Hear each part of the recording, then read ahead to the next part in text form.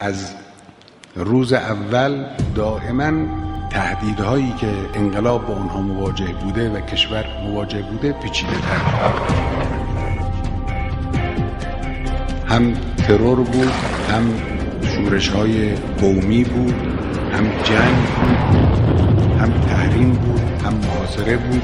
هرچه جلوتر آمدیم تهدیدها رو پیچیده تر کردن. دشمنان و مخالفین نظام سردمداری کردند.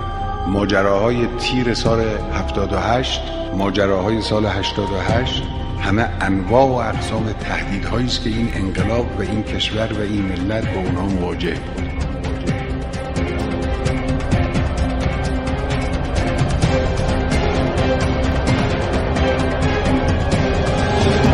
از همه اینا عبور کردیم، اینا ملت با استحکام در راه خودش داریم پیش میره.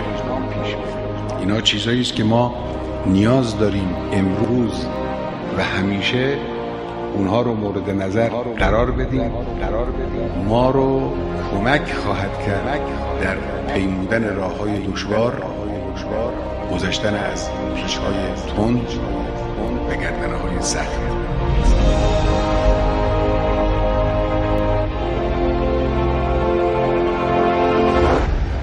nasrtv.com